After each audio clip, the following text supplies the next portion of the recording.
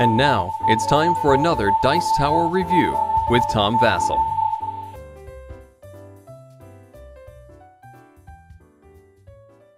CGE is a board game company known for making very innovative, interesting games like Galaxy Trucker and Space Alert. But this one, and also produced by Rio Grande, is a game, Shipyard, which, when you look at it, it's basically just what we would call a Euro game or a heavy economic game. And sometimes I really give these games a lot of flack because of their theme, and lo and behold, this one's called Shipyard, shipping. But this one works. This one, the theme makes sense. This one, you're loading goods on ships. Not really. You're actually just building the ships and decking them out and putting pieces on and then sending them out for test inspections and trying to get the most points by getting the most of different things. And I don't know what it is, but there's so many meaty decisions in this game that I'm just intrigued to play it over and over again. I highly enjoyed this game. Let's take a look at it. The game comes with a whole pile of pieces. You can see all the different pieces here. And normally I sort my pieces out nice and neatly, but there's so many pieces in this game that I was unhappy with the way they were sorted out. So I'm going to try and sort them out again. So if a lot of pieces scare you, this may turn you off, but they look good. There's good art on the pieces, and they're fairly easy to tell apart, with the exception of some of the tiles.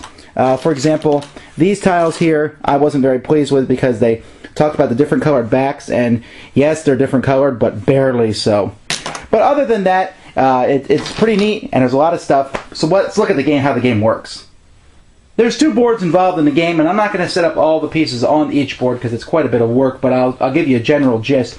Each player also has a player board of their own, a shipyard, where you'll be building your own ships and putting the pieces that you acquire in the game. But most of the game takes place around these two boards, and this is the main feature right here. This is sort of a rondel, they're called. And in this sort of game, what players do is, on their turn, they'll take their piece and put it on one of these spaces on this track. And that space allows them to take a specific action.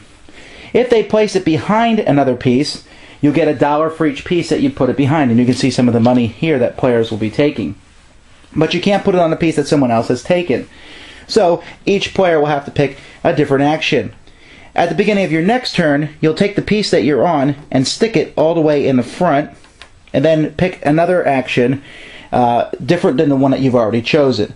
So in this instance, you can't just keep hogging the same action in a row. Also, some actions may get left far behind, but eventually someone's going to pick them, because when an action's left far behind, you can get extra money by picking it.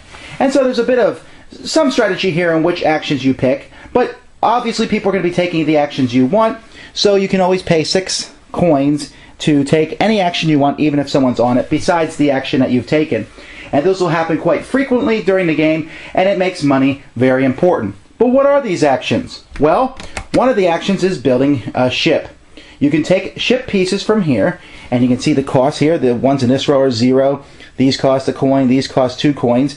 And the ships have front, middle sections, and the back section. And you'll be taking these pieces of these ships and putting them on your own board. Another action you can take is taking railroad cards here. These are basically cards that show different goods that you will get. This one has 1 of each type. This one has 2 yellows and a blue. And you'll be getting these types to sell them later on to get money. Or you'll take maps. You can take a map piece for money, and that will later on indicate on how well your ship will produce and maybe get you more points at the end of the game. Then there's this board, which is much more crowded when the game is actually started. But at the bottom of the board, you can see there's a spot to put all different pieces to put on your ship. And then there's a double rondel up here, 2 different actions, where if you take that action, you move the piece 1, and you take the piece that's shown there. So I go here, I get a propeller.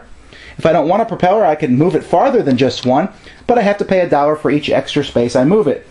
Same thing with this outer part. I can move it 1 here and get the sail, but if I want the cannon, I'd have to pay $1 so I could take a cannon piece.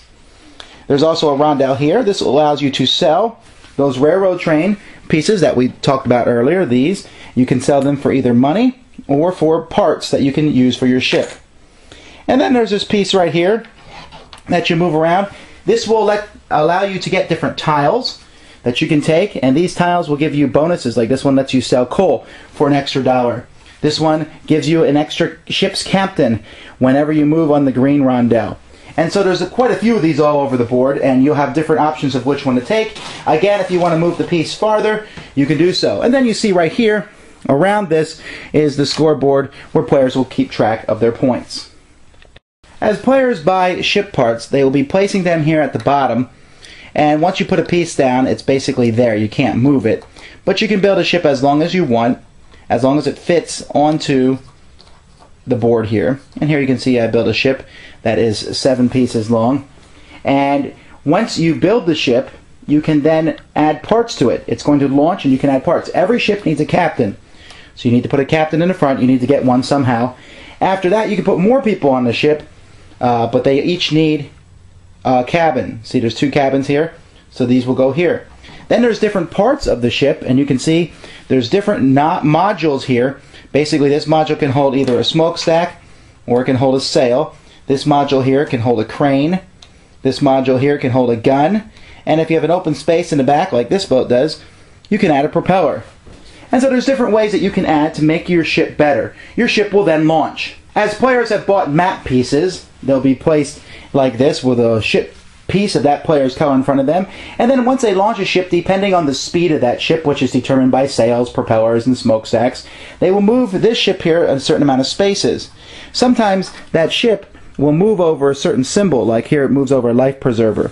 And then you'll get points for every life preserver in your ship, or here a lantern for every lantern, because safety is important.